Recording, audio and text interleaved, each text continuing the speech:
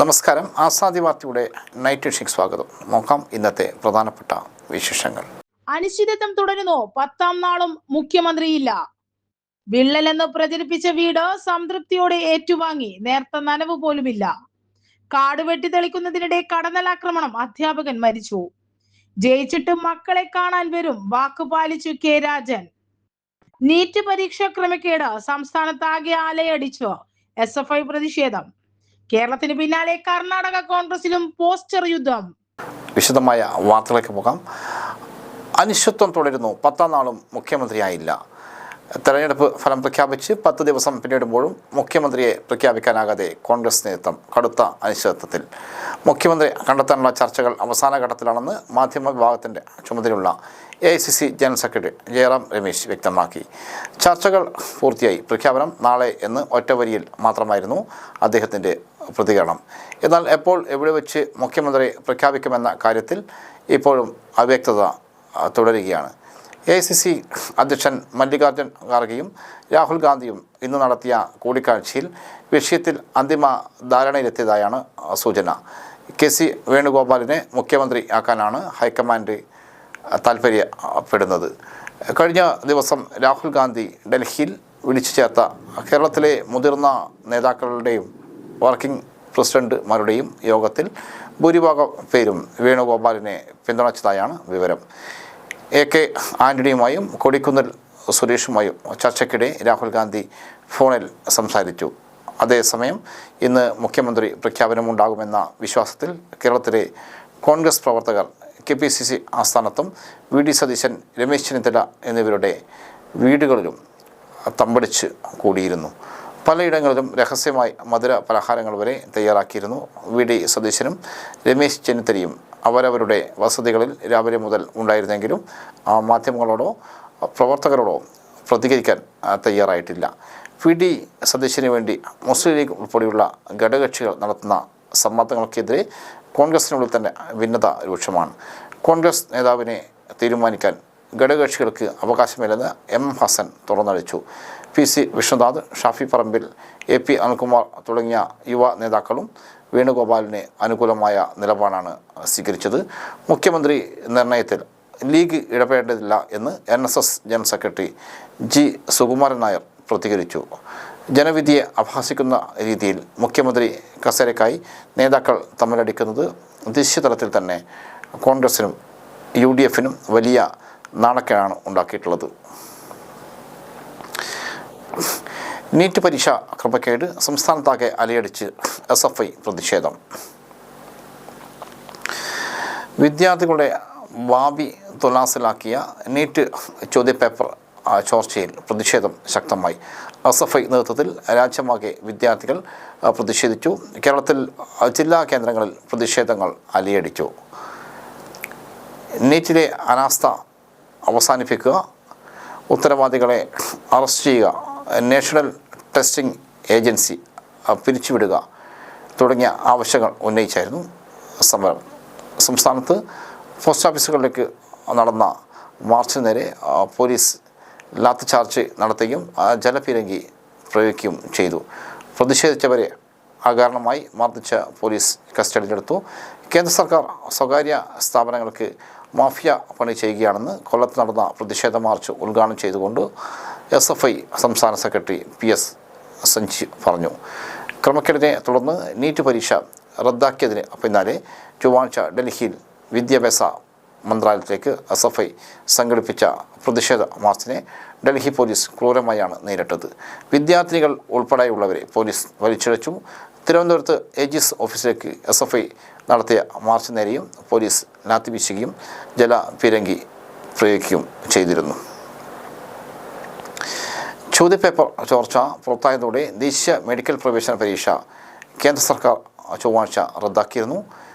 MBBS, BDS, BSc nursing, AYUSH കോഴ്സുകളിലേക്കുള്ള പ്രവേശനം ലക്ഷ്യമിട്ട് 22 ലക്ഷത്തോളം വിദ്യാർത്ഥികളുടെ ഭാവിയാണ് അനിശ്ചിതത്തിലായത്. പുതിയ പരീക്ഷയുടെ തീയതി പിന്നീട് അറിയിക്കുമെന്ന് നാഷണൽ ടെസ്റ്റിംഗ് ഏജൻസി NTA അറിയിച്ചു.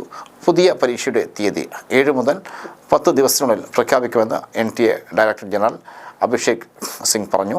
സംഭവത്തിൽ CBI കേസെടുത്ത് അന്വേഷണം ആരംഭിച്ചു. വിദ്യാർത്ഥികളുടെ ഭാവി തുലാസിലാക്കുന്ന വീഴ്ചകളും ചോദ്യപേപ്പർ ചോർച്ചയും നിരന്തര സംഭവമായിട്ടും കാര്യക്ഷമമായ ഒരു ഇടപെടലും കേന്ദ്ര സർക്കാരിന് നടത്താനായിട്ടെന്ന് വിമർശനം ശക്തമാണ്.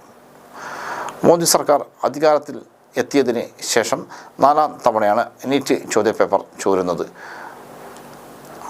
ഊഹ പേപ്പർ എന്ന പേരിൽ വാട്സാപ്പ് അടക്കമുള്ള സമൂഹ മാധ്യമങ്ങളിലൂടെ കെമിസ്ട്രി, ബയോളജി വിഷയങ്ങളിലായി 400-ലേറെ ചോദ്യങ്ങളാണ് വെള്ള കടലാസിൽ എഴുതിയ നിലയിൽ ഇത്തവണ വിദ്യാർത്ഥികൾക്കിടയിൽ പ്രചരിച്ചത്. 2024 ഉണ്ടായ ചോദ്യപേപ്പർ ചോർച്ച രാജ്യവ്യാപക പ്രതിഷേധങ്ങൾക്കും കോടതി നടപടികൾക്കും കാരണമായിരുന്നു. 2011, 2016, 2021 വർഷങ്ങളിലും നീറ്റ് ചോദ്യപേപ്പർ ചോർന്നു. ഇനി ചോദ്യപേപ്പർ ചോർച്ച ഉണ്ടാകില്ലെന്നും അതിനുള്ള നടപടികളെടുക്കുമെന്നും കോടതിക്ക് NTA ഉറപ്പ് നൽകി. 2 വർഷം പൂർത്തിയാകുന്നതിന് മുന്നെയാണ് വീണ്ടും ചോർച്ച. കേന്ദ്ര സർക്കാർ നടത്തുന്ന മറ്റ് പരീക്ഷകളും സംശയ നിഴലിലാണ്. പരീക്ഷകൾ കൂടുതൽ ഉത്തരവാദിത്തത്തോടെ നടത്താനാണ് NTA സ്ഥാപിക്കുന്നത് എന്നായിരുന്നു കേന്ദ്ര സർക്കാർ വാദം. എന്നാൽ നീറ്റ്, UGC, NET പരീക്ഷകളിൽ ചോർച്ച ഉണ്ടാകുന്നത് പതിവായി. NTA നടത്തുന്ന JEE പരീക്ഷകളിൽ ആൾമാറാട്ടം ഉൾപ്പെടെ ഉണ്ടായി. CBSE, SCC, റെയിൽവേ റിക്രൂട്ട്മെൻറ്റ് പരീക്ഷകളിലും ക്രമക്കേട് കണ്ടെത്തി.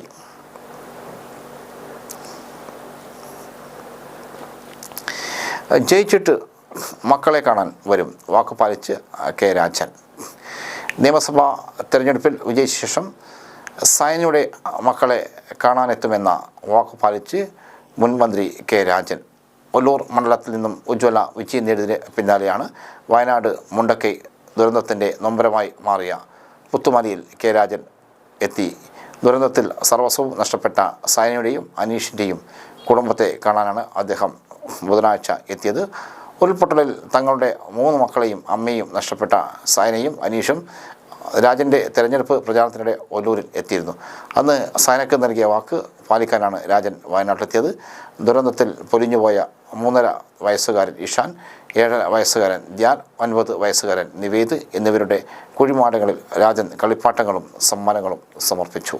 ഏറെ നേരം കുടുംബത്തോടൊപ്പം ചെലവഴിച്ച ശേഷമാണ് അദ്ദേഹം മടങ്ങിയത്. സർക്കാർ കൽപ്പറ്റയിൽ ഒരുക്കിയ ടൗൺഷിപ്പിൽ കുടുംബത്തിന് ലഭിച്ച പുതിയ വീട്ടിലും രാജൻ സന്ദർശനം നടത്തി. പുനരധിവാസ പദ്ധതിയുടെ ഭാഗമായി ബുധനാഴ്ച വരെ 145 വീടുകളാണ് ഗുണഭോക്താക്കൾക്ക് കൈമാറിയത്. 4ാം സോണിലെ B ക്ലസ്റ്ററിലെ 11 വീടുകൾ കൂടി ബുധനാഴ്ച താമസക്കാർക്ക് നൽകി. കാലവർഷം നേരത്തെ എത്തും. കേരളത്തിൽ മഴ കനക്കുന്നു. വിവിധ ജില്ലകളിൽ യെല്ലോ അലർട്ട്. കേരളത്തിൽ വരും ദിവസങ്ങളിൽ ഇടിമിന്നലോട് കൂടിയ ശക്തമായ മഴയ്ക്ക് സാധ്യതയെന്ന് കേന്ദ്ര കാലാവസ്ഥാ വകുപ്പിന്റെ മുന്നറിയിപ്പ്. ബംഗാൾ ഉൾക്കടലിലെ ന്യൂനമർദ്ദം ശക്തി പ്രാപിച്ച പശ്ചാത്തലത്തിൽ വിവിധ ജില്ലകളിൽ ശനിയാഴ്ച വരെ യെല്ലോ അലർട്ട് പ്രഖ്യാപിച്ചു. മെയ് 16ഓടെ കാലവർഷം തെക്കൻ ബംഗാൾ ഉൾക്കടൽ, ആൻഡമാൻ കടൽ, ആൻഡമാൻ നിക്കോബാർ ദ്വീപുകൾ എന്നിവിടങ്ങളിൽ എത്താൻ സാധ്യതയുണ്ടെന്നാണ് കാലാവസ്ഥാ വകുപ്പിന്റെ പ്രവചനം. തെക്കു പടിഞ്ഞാറൻ ബംഗാൾ ഉൾക്കടലിലും അതിനോട് ചേർന്നുള്ള മധ്യ പടിഞ്ഞാറൻ ബംഗാൾ ഉൾക്കടലിനും മുകളിലായി നിലനിന്നിരുന്ന ന്യൂനമർദ്ദം നിലവിൽ ശക്തി പ്രാപിച്ച് ശക്തി കൂടിയ ന്യൂനമർദ്ദമായി മാറിയിരിക്കുകയാണ്. അടുത്ത 5 ദിവസങ്ങളിൽ കേരളത്തിലും മാഹിയിലും ഒറ്റപ്പെട്ട ഇടങ്ങളിൽ ഇടിമിന്നലോട് കൂടിയ മഴയ്ക്ക് മണിക്കൂറിൽ 30 മുതൽ 50 കിലോമീറ്റർ വരെ വേഗതയിൽ വീശിയേക്കാവുന്ന ശക്തമായ കാറ്റിനും സാധ്യതയുണ്ട്. ഒറ്റപ്പെട്ട ഇടങ്ങളിൽ 24 മണിക്കൂറിൽ 64 മില്ലിമീറ്റർ മുതൽ 115 മില്ലിമീറ്റർ വരെ മഴ ലഭിക്കുമെന്നാണ് കണക്കാക്കുന്നത്. കേരളത്തിന് പിന്നാലെ കർണാടക കോൺഗ്രസിലും പോസ്റ്റർ യുദ്ധം. കേരളത്തിന് പിന്നാലെ കർണാടക കോൺഗ്രസിലും പോസ്റ്റർ യുദ്ധത്തിന് തുടക്കം കുറിച്ചു. മുഖ്യമന്ത്രി തർക്കങ്ങളെ തുടർന്നാണ് കർണാടകത്തിന്റെ വിവിധയിടങ്ങളിൽ പോസ്റ്ററുകൾ ഉയർന്നിരിക്കുന്നത്. DK ശിവകുമാറിന്റെ പിറന്നാളിനോട് അനുബന്ധിച്ച് അടുത്ത മുഖ്യമന്ത്രി DK ശിവകുമാർ എന്നെഴുതിയ പോസ്റ്ററുകളാണ് ബംഗളൂരുവിന്റെ പലയിടങ്ങളിലും പ്രത്യക്ഷപ്പെട്ടിരിക്കുന്നത്. ശിവകുമാർ അനുകൂലികളാണ് പോസ്റ്റർ പതിപ്പിച്ചെന്നാണ് വിവരം. 2023 മെയ് 20-ന് അധികാരത്തിലെത്തിയപ്പോൾ സീതാരാമയ്യയും DK ശിവകുമാറും തമ്മിലുണ്ടാക്കിയെന്ന് പറയപ്പെടുന്ന കരാറിന്റെ പേരിൽ അധികാര തർക്കം കൊടുമ്പിരി കൊണ്ടിരിക്കുകയാണ്. 2.5 വർഷത്തിന് ശേഷം സീതാരാമയ്യ മുഖ്യമന്ത്രി സ്ഥാനം രാജിവെക്കണമെന്ന് DKയുടെ അനുയായികൾ ആവശ്യപ്പെട്ടു. പക്ഷേ നാളിതുവരെയായിട്ടും അധികാരമാറ്റം ഉണ്ടായിട്ടില്ല. ഇതാണ് പോസ്റ്റർ യുദ്ധത്തിലേക്ക് വഴിവെച്ചിരിക്കുന്നത്. MLA-മാർ DK ശിവകുമാറിനെ മുഖ്യമന്ത്രി സ്ഥാനത്തേക്ക് വരുന്നതിനായി പരസ്യ പിന്തുണ പ്രഖ്യാപിച്ചു കഴിഞ്ഞു. 3 വർഷത്തോളമായ സ്ഥിതിക്ക് അധികാരം മന്ത്രിസഭ പുനഃസംഘടനയോ വേണമെന്ന ആവശ്യം അടുക്കുകയാണ്. ആവശ്യം ഉന്നയിച്ച് 30 MLA-മാർ രാഹുൽ ഗാന്ധിയെ നേരിട്ട് കണ്ട് ആവശ്യം ഉന്നയിച്ചിരുന്നു. മുഖ്യമന്ത്രി സീതാരാമയ്യോട് ഉടൻ പുനഃസംഘടന നടത്താൻ നിർദ്ദേശിക്കണം, മികച്ച വകുപ്പ് ഭരിക്കാൻ കിട്ടണം എന്നീ 2 ആവശ്യങ്ങളാണ് ഇവർക്കെല്ലാം ഉന്നയിക്കാനുള്ളത്. അടുത്തിടെ പൂർത്തിയായ ഉപതെരഞ്ഞെടുപ്പിന്റെ പിന്നാലെ മന്ത്രിസഭ പുനഃസംഘടനയെന്ന ആവശ്യം കോൺഗ്രസ് MLA-മാർ ശക്തമായി ഉന്നയിച്ചിരുന്നു. ചില നേതാക്കൾക്ക് 5 തവണ വരെ അവസരം നൽകി. ചിലർക്ക് പ്രാപ്തി തെളിയിക്കാൻ ഒറ്റ അവസരം പോലും കിട്ടിയിട്ടില്ല. അങ്ങനെയുള്ളവരെ കൂടി ഉൾപ്പെടുത്തി മന്ത്രിസഭ പുനഃസംഘടിപ്പിക്കണമെന്നാണ് നേതൃത്വത്തോട് അഭ്യർത്ഥിക്കാനുള്ളതെന്നാണ് MLA-മാരുടെ പക്ഷം. അതേസമയം ഭരണം സുഖകരമായി പോകാൻ സീതാരാമയ്യ മുഖ്യമന്ത്രിയായി തുടരണമെന്നാണ് സീതാരാമയ്യ അനുകൂലിക്കുന്നവരുടെ വാദം. ഇതിനിടെയാണ് അടുത്ത മുഖ്യമന്ത്രി DK ശിവകുമാർ എന്നെഴുതിയ പോസ്റ്ററുകളും പ്രത്യക്ഷപ്പെട്ടിരിക്കുന്നത്. വിപണിയിൽ ഉള്ളിവില കുത്തനെ താഴേക്ക്, വഴിയിൽ ഉപേക്ഷിച്ച് കർഷകർ. മഹാരാഷ്ട്രയിലെ മൊത്ത വ്യാപാര വിപണിയിൽ ഉള്ളിവില കുത്തനെ താഴേക്ക്. കിലോയ്ക്ക് 1 രൂപ മുതൽ 4 രൂപ വരെ ലഭിക്കുന്നത് കർഷകർക്ക് വൻ തിരിച്ചടിയാകുന്നു. കൃഷിക്കായി ചെലവാക്കിയ തുകയെങ്കിലും തിരിച്ചു പിടിക്കണമെന്ന പ്രതീക്ഷയിൽ മാർക്കറ്റിലെത്തിയ ജിതേന്ദ്ര സോളങ്കെ എന്ന കർഷകന് ലഭിച്ചത് കിലോയ്ക്ക് വെറും 50 പൈസ മാത്രമാണ്. 1 ലക്ഷം രൂപയിലധികം ചെലവാക്കി കൃഷി ചെയ്ത വിളവിനാണ് ജിതേന്ദ്രയ്ക്ക് തുച്ഛമായ തുക ലഭിച്ചത്. പ്രാദേശിക പണമിടപാടുകാരിൽ നിന്നും കടമെടുത്തായിരുന്നു ജിതേന്ദ്ര കൃഷി. ഉള്ളി വിപണിയിലെ തകർച്ച മൂലം 100 ക്വിന്റലുകൾ വിളവിലൂടെ ആകെ ലഭിച്ചത് 15,000 രൂപ മാത്രമാണ്. 85,000 രൂപയുടെ കടവും അതിന്റെ പലിശയും എങ്ങനെ വീട്ടാമെന്നറിയാതെ നിസ്സഹായ അവസ്ഥയിലാണ് ജിതേന്ദ്ര. മറ്റ് കർഷകരുടെയും അവസ്ഥ സമാനമാണ്. 1 ക്വിന്റൽ ഉള്ളി ഉൽപ്പാദിപ്പിക്കാൻ ഏകദേശം 1,800 രൂപ ചെലവ് വരുമ്പോഴാണ് വൻ നഷ്ടത്തിലുള്ള ഈ വിൽപ്പന. ഇത് കർഷകരുടെ കടക്കെണിയിലേക്കും ദുരിതത്തിലേക്കും തള്ളിവിടുകയാണ്. പശ്ചിമേഷ്യൻ പ്രതിസന്ധി കയറ്റുമതിയെ ബാധിച്ചതും കൂടുതൽ ഉള്ളി പ്രാദേശിക വിപണിയിൽ എത്തിയതുമാണ് വൻ ഇടിവിലേക്ക് എത്തിയത്. പൈതാൻ താലൂക്കിലെ വരുന്തി ഗ്രാമത്തിൽ നിന്നുമുള്ള 45 വയസ്സുകാരനായ പ്രകാശ് ഗലാഡ്ദർ എന്ന കർഷകനും തന്റെ ദയനീയാവസ്ഥ തുറന്നുകാട്ടി.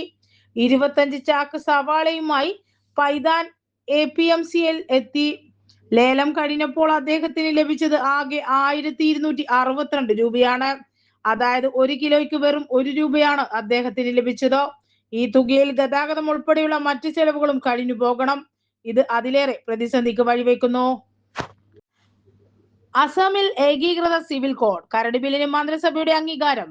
അസമിൽ ഏകീകൃത സിവിൽ കോഡ് നടപ്പിലാക്കുന്നതിനുള്ള നിർണായക നീക്കവുമായി മുഖ്യമന്ത്രി ഹിമാന്ത ബിശ്വ ശർമ്മയുടെ നേതൃത്വത്തിലുള്ള സർക്കാർ. കരട് ബില്ലിന് മന്ത്രിസഭയുടെ ഔദ്യോഗിക അംഗീകാരം ലഭിച്ചു. മെയ് 26-ന് ബില്ല് നിയമസഭയിൽ അവതരിപ്പിക്കും. വിവാഹം, വിവാഹമോചനം, പിന്തുടർച്ചാവകാശം, ലിവ്-ഇൻ ബന്ധങ്ങൾ എന്നിവയുടെ നിർബന്ധിത രജിസ്ട്രേഷനാണ് നിയമത്തിലൂടെ പ്രധാനമായി ലക്ഷ്യമിടുന്നത്. എന്നാൽ അസമിലെ ഗോത്രവർഗ ജനതയെ ഈ നിയമത്തിന്റെ പരിധിയിൽ നിന്നും ഒഴിവാക്കിയിട്ടുണ്ട്. അവരുടെ തനതായ ആചാരങ്ങളും പാരമ്പര്യങ്ങളും സംരക്ഷിച്ചുകൊണ്ട് തന്നെയും UCC നടപ്പിലാക്കുകയെന്ന് മുഖ്യമന്ത്രി വ്യക്തമാക്കി.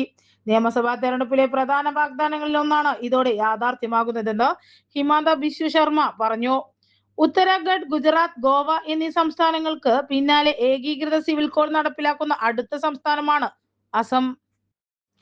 മൊയാരത്ത് ശങ്കരൻ ദിനം ആചരിച്ചു. മൊയാരത്ത് ശങ്കരൻ ഫൗണ്ടേഷനും ലൈബ്രറിയും ചേർന്ന് നടത്തിയ പരിപാടി KV സുമേഷ് MLA ഉദ്ഘാടനം ചെയ്തു. പുല്ലായിക്കൊടി ചന്ദ്രൻ അധ്യക്ഷനായി. Janardhana Moyyarath, V Rajesh Prem, library council taluk secretary KT Sasi, CP Rajan, TP Wilson എന്നിവർ സംസാരിച്ചു. കാട് വെട്ടിത്തെളിക്കുന്നതിനിടെ കടന്നൽ ആക്രമണം, അധ്യാപകൻ മരിച്ചു. കാസർഗോഡ് കാട് വെട്ടിത്തെളിക്കുന്നതിനിടെ കടന്നൽ കുത്തേറ്റ് അധ്യാപകൻ മരിച്ചു. വളാന്തോട് സർക്കാർ ഹയർ സെക്കൻഡറി സ്കൂൾ അധ്യാപകനായ ചാമുണ്ടിക്കുന്നിലെ വിജയൻ 56 മരിച്ചത്. ഇന്ന് രാവിലെ തുമ്പോടിയിലെ പറമ്പിൽ പണിക്കാരോടൊപ്പം കാട് വെട്ടിത്തെളിക്കാൻ വിജയനും ഇറങ്ങിയായിരുന്നു. മൺവിറ്റിൽ കൂട്ടുകൂടിയ കടന്നലുകളാണ് കൂട്ടത്തോടെ ഇളകിയത്. വിജയനും തൊഴിലാളികളായ 4 പേർക്കും കടന്നലിൻ്റെ കുത്തേറ്റു. ഉടൻ വെന്തുടക്കയിലെ സ്വകാര്യ ആശുപത്രിയിൽ പ്രവേശിച്ചുവെങ്കിലും അധ്യാപകൻ വിജയൻ്റെ ജീവൻ രക്ഷിക്കാനായില്ല. മറ്റ് 4 പേർ ചികിത്സയിൽ തുടരുകയാണ്. ഈ വർഷം സർവീസിൽ നിന്ന് വിരമിക്കാനിരിക്കുകയായിരുന്നു വിജയൻ. വിള്ളലെന്ന് പ്രചരിപ്പിച്ച വീട് സംതൃപ്തിയോടെ ഏറ്റുവാങ്ങി. നേർത്ത നനവ് പോലുമില്ല. വിള്ളൽ ഉണ്ടായെന്ന് വലതുപക്ഷ മാധ്യമങ്ങളും UDF പ്രചരിപ്പിച്ച 1 എം നമ്പർ അടക്കമുള്ള 11 വീടുകളാണ് ചൊവ്വാഴ്ച മുഴുവൻ പരിശോധനക്കും പൂർത്തിയാക്കി മുണ്ടക്കൈ ഉരുൾ അതിജീവിതർക്ക് കൈമാറിയത്. വ്യാജ പ്രചാരണത്തിനായി ഉപയോഗിച്ച വീട്ടിൽ ഗുണഭോക്തൃ കുടുംബങ്ങളെല്ലാം വിളിച്ചുകൂട്ടി ടൗൺഷിപ്പിൻ്റെ ഗുണമേന്മ വിശദീകരിച്ചാണ് വീട് കൈമാറിയത്. ചില മാധ്യമ പ്രവർത്തകരുടെ വാക്കുകേട്ട് പരാതി ഉന്നയിച്ച 8 നമ്പർ വീടിൻ്റെ ഉടമസ്ഥൻ നൗഫലിൻ്റെ ഭാര്യ അൻഷിതയാണ് വീട് ഏറ്റുവാങ്ങാൻ എത്തിയത്. യൂത്ത് കോൺഗ്രസും മുസ്ലിം ലീഗും എല്ലാം ടൗൺഷിപ്പ് തകർക്കാൻ വ്യാജ പ്രചാരണം നടത്തിയ വീട്ടിൽ തന്നെയായിരുന്നു ഗുണഭോക്താക്കളുടെ യോഗം. സർക്കാർ ഏജൻസിയായ കിഫോക്കോണും ഊരാളുങ്കൽ ലേബർ കോൺട്രാക്റ്റ് സൊസൈറ്റിയുമായി ചേർന്ന് നടത്തിയ പരിശോധനയ്ക്ക് ശേഷം ഗുണമേന്മയിൽ സംതൃപ്തി ആണെന്നും വീട് സൂപ്പറാണെന്നും അൻസിത പറഞ്ഞു. ചോർച്ച ഉണ്ടായെന്ന് പ്രചരിപ്പിച്ച ഭാഗത്ത് അപാകമൊന്നും ഇല്ലെന്നും അൻസിത പറഞ്ഞു. നിർമ്മാണം പൂർത്തിയായ വീടുകളിൽ വാട്ടർ പ്രൂഫിങ്ങും സ്കീഡ് കോൺക്രീറ്റിങ്ങും ചെയ്യുന്നതിന് മുമ്പ് ടെറസിൽ 24 മണിക്കൂർ വെള്ളം കെട്ടിനിർത്തി നിർമ്മാണ കരാറുകാരായ ULCC നടത്തിയ പരിശോധനയായിരുന്നു 8 നമ്പർ വീട്ടിലെ സീലിങ്ങിൽ നേരിയ നനവ് കണ്ടെത്തിയത്. എഞ്ചിനീയർമാർ പെൻസിൽ കൊണ്ട് അടയാളപ്പെടുത്തിയ ഭാഗം പൊട്ടിക്കിടന്ന വീടിൻ്റെ ജനാലിലൂടെ ഷൂട്ട് ചെയ്തായിരുന്നു ചാനലുകളിലെ വിള്ളൽ പ്രചരണം. നനവ് കണ്ടെത്തിയ ഭാഗത്ത് അപ്പോക്സി ട്രീറ്റ്മെൻറ്റ് നടത്തി വീണ്ടും 24 മണിക്കൂർ പോണ്ടിങ് ടെസ്റ്റ് ചെയ്ത് വെള്ളം ഇറങ്ങുന്നില്ലെന്ന് ഉറപ്പുവരുത്തിയിരുന്നു.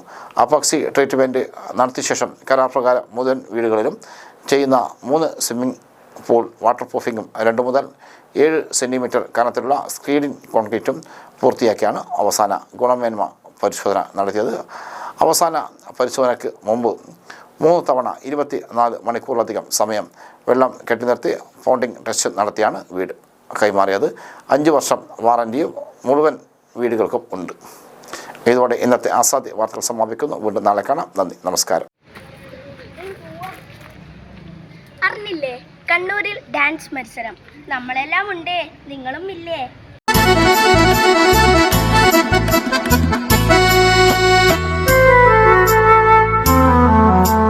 ശിരസ്സുയർത്തി പറയുക. അറിഞ്ഞില്ലേ, കണ്ണൂരിൽ ഡാൻസ് മത്സരം. നമ്മളെല്ലാം ഉണ്ടേ, നിങ്ങളും ഇല്ലേ? നൃത്ത മത്സരം അപേക്ഷ ക്ഷണിച്ചു. Happiness foundation, APJ Abdul Kalam ലൈബ്രറിയും വിവിധ സാംസ്കാരിക സംഘടനകളുടെ സഹകരണത്തോടെ സംഘടിപ്പിക്കുന്ന ഡാൻസ് ഫെസ്റ്റിവൽ കണ്ണൂരിൽ മെയ് മാസം അവസാനം നടക്കും. നൃത്ത മത്സരത്തിൽ 10, 15, 16, 25, 25 മുകളിൽ പ്രായം എന്നീ കാറ്റഗറിയിലാണ് മത്സരം. സിംഗിൾ ഇനത്തിൽ ഭരതനാട്യം, മോഹിനിയാട്ടം, കേരള നടനം, നാടോടി നൃത്തം, കുച്ചിപ്പുടി, സിനിമാറ്റിക് ഡാൻസ് എന്നിവയിൽ മത്സരമുണ്ടാകും. ഗ്രൂപ്പിനത്തിൽ സംഘനൃത്തം 7 പേർ, തിരുവാതിര 10 പേർ, ഒപ്പന 10 പേർ, നാടോടി നൃത്തം 7 പേർ, കൈകൊട്ടിക്കളി 10, 16 പേർ, സിനിമാറ്റിക് ഡാൻസ് 10, 15 എന്നിവയിൽ മത്സരമുണ്ടാകും. 2 ലക്ഷത്തോളം രൂപയുടെ സമ്മാനങ്ങൾ വിവിധ വിഭാഗങ്ങളിൽ നൽകും. ജില്ലയിലെ മികച്ച ഡാൻസ് സ്കൂൾ, മികച്ച ഡാൻസ് ടീച്ചർ എന്നിവർക്ക് പ്രത്യേക പുരസ്കാരവും നൽകും. മത്സരത്തിൽ പങ്കെടുക്കുവാൻ ആഗ്രഹിക്കുന്നവർ 9447 372316, 9446 9476 93, 956277 9305, 9895 963172 എന്നീ നമ്പറുകളിൽ രജിസ്റ്റർ ചെയ്യാവുന്നതാണ്. കണ്ണൂർ കാൾടെക്സ് വലിയ വളപ്പുകാവ് റോഡിലുള്ള ഓഫീസിലും സ്വീകരിച്ചു.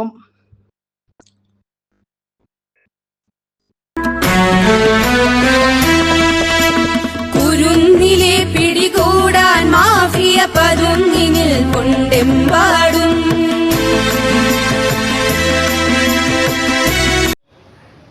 അറിഞ്ഞില്ലേ, കണ്ണൂരിൽ ഡാൻസ് മത്സരം. നമ്മളെല്ലാം ഉണ്ടേ, നിങ്ങളും ഇല്ലേ?